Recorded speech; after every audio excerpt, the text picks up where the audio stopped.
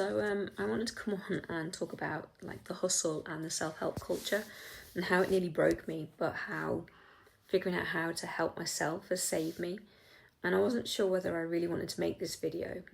I suppose that's technically not quite true. I recorded something similar and a little while ago about wintering, and I just didn't release it. I don't want it to sound dramatic, and I don't want it to sound like I'm blaming anyone. But so something shifted this week for me. I'm 47, and this week I was told that I have hypermobility syndrome.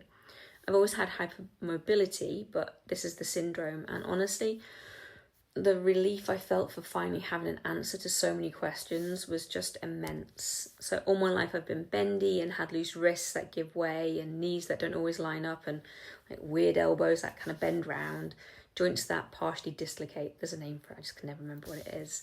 Like headaches, migraines, and that feeling of my entire body feeling bruised. And for 17 years I've been going back and forth to the doctors about joint pain and just feeling exhausted, like the tiredness, complete chronic fatigue, that deep bone tiredness that sleep just doesn't fix, that kind where you wake up and you're already like, you're feeling behind. And for years I thought it was my fault. I thought I wasn't organised enough, that I wasn't disciplined enough, that I didn't have enough structure. So I suppose I did what every capable woman would do, and I just tried harder. And I read the self-help books, and I listened to the podcasts, and I made the lists, and I stacked the habits. And I added the cold plunges and the saunas and the early mornings. Ironically, this week, the same week that I got my diagnosis, I realised that I've cold plunged and saunaed in like outside every single month for the last year without missing one. So I suppose it's not that I don't show up, I really do, but what I didn't see was how much pressure I was living under. And not just pressure from me, but pressure from society, from that hustle culture, from this constant messaging that we're bombarded with, that we can do it all, that if only we optimize properly. And we're sold all these systems for productivity, systems for parenting, for fitness, for health, for business, like systems for self-care. And we're told we can have it all and we can build it and we can manage it all, but no one ever asks whether we actually need to be doing it all. And if you're already someone who cares, and like I do, you will try and you'll stretch yourself thinner and thinner because you don't want to drop the ball. And you'll go to bed early, not because you're disciplined, but because you're so exhausted. You have no choice. And you cry and you wipe your face and you carry on. And I didn't see for a very long time that I was constantly trying to override my body. And when I push harder, my body slows me down. And when I try to speed up, my body grinds to a halt. And I've cried a lot, mostly on my own, that ugly, exhausted sobbing. Where you feel completely and utterly useless and you don't even know why you're crying. And then I wipe my tears and I dry my face and I take a breath and I carry on, because it's what you do. You just get on with it and you look capable and you hold it all together. And I'm giving my time to everyone and everything else, and like often at my own expense. And hustle culture and like even the prettier aesthetic version of it, it feeds that part of us. That part of us that just thinks if we do more, we'll finally feel enough. And it's subtle now, it's aesthetic. It is the cold plungers and the 5 a.m. clubs and the stacking habits. And I really do like some of those, I do. But somewhere along the way, I stopped asking whether they were supporting me, or whether I was using them to prove something. So I slowed down, and not in a dramatic burn it all down kind of way. I just quietly started looking at myself with kindness instead of criticism. And I've kept my 5 o'clock mornings. I love that time of day, but I stopped using them as evidence that I was good and that I'm amazing. And I started cooking properly again, like not resentfully and not rushing. I've like seasonal, nourishing food. Like I love my Riverford box that turns up every week, and I'm actually enjoying it. And the food genuinely tastes better when I'm not muttering under my breath about how much I have to do, when I take that time. And I turn my first drink of the day. I've turned it into a ritual instead of a transaction, and I savour it. I stand still and I let it be a glimmer. And all while the world keeps saying just like, do a bit more. And it's all those healthy habits, those glow ups, those high value routines. And I'm not down for it anymore. So yeah, the dogs and the sky before the world's fully awake, I love that.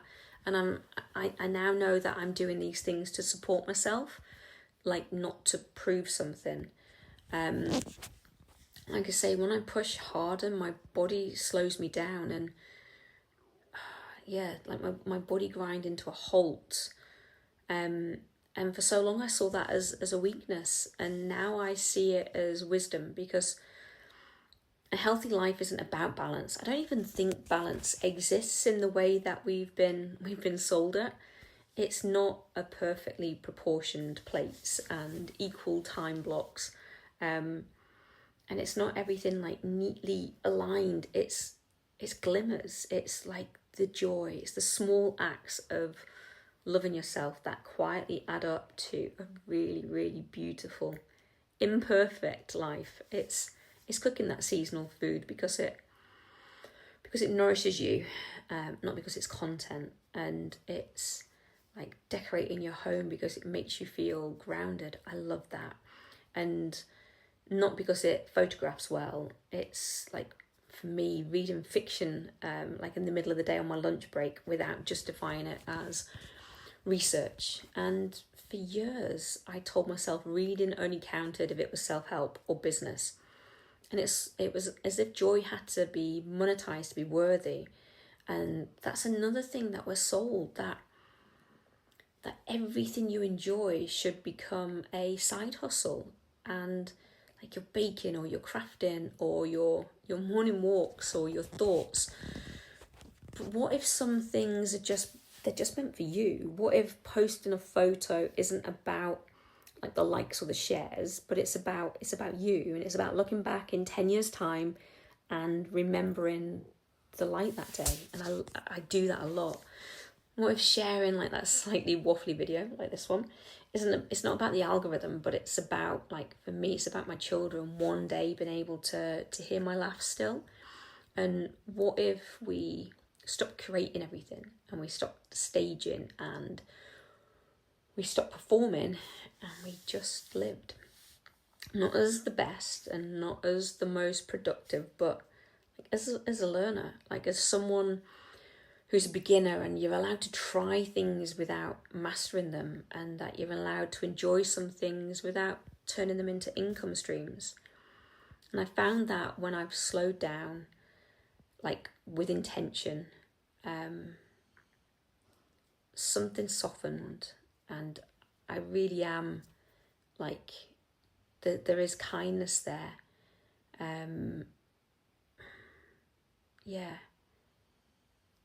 I don't know. There's just something magical about having a slow life and getting rid of the tick boxes, about enjoying all of those little moments. And like, for me, I lean into sustainability because it lights me up, not because it makes me like virtuous. And my diagnosis doesn't change who I am. I'm still ambitious, and I still really, really want to build something meaningful. especially with wild ways and lazy days, but I'm not willing to build it at the cost of being at war with myself anymore. Procrastination wasn't laziness, and my exhaustion wasn't weakness. They were just signals I'd ignored. And maybe, just maybe, if more of us stopped trying to do it all, if we stopped trying to be exceptional at everything, and we stopped monetizing everything, every single little spark of joy, we'd maybe feel a little bit less broken. So helping myself didn't mean adding another tool. It meant listening. It meant respecting my seasons. It meant allowing my life to be beautifully imperfect instead of relentless and optimized. And I'm still here. I'm still waking at 5 o'clock, and I'll still cold plunge, and I'll still be sauntering and building. I'm just not going to try and be superhuman anymore. And that feels like enough. And I think that's also why, like, over the last couple of years, I've craved community. Like, more than anything, I've really craved real community. Not networking, not followers, not performance, but like connection, like deep connection of women sitting together, not comparing, not competing, just being honest about the fact that this modern world is loud and fast and demanding, and we don't actually have to match its pace. So yes, I'm building wild ways and lazy days, but it's not another to-do list. It's not another pressure. I'm building it as the thing I wish I'd had when I was like crying on the kitchen floor, feeling like I just couldn't keep up. It's a place where like slow is the normal, and where seasonal living isn't aesthetic. It's practical. It's where sustainability isn't like, it's not sacrifice. It's like true luxury and abundance and quality. And it's where we don't monetize every hobby. It's where we don't have to be the best, but it's where sisterhood sits at the center.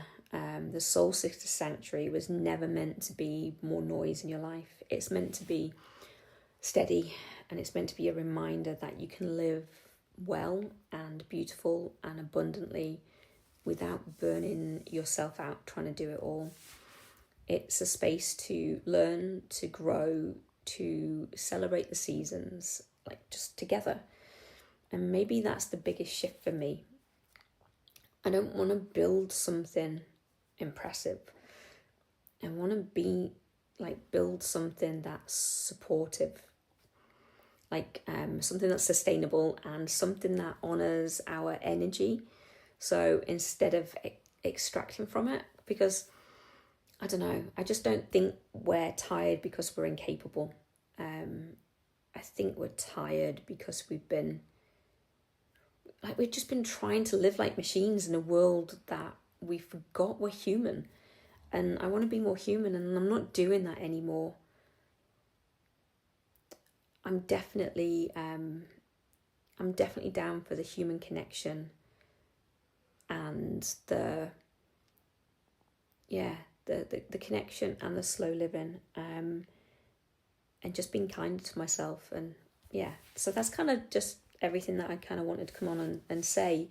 And it looks like I'm kind of going against what I said earlier in the video, but this is also for me. This is a video for me to look back on and see where I was when I found out about my diagnosis, and like the things I'd implemented before and now the things I implement afterwards. So just let me know if any of it resonates with you. And like I say, it's one of those waffling videos, but it's for me, but hopefully it's for you as well. So thanks.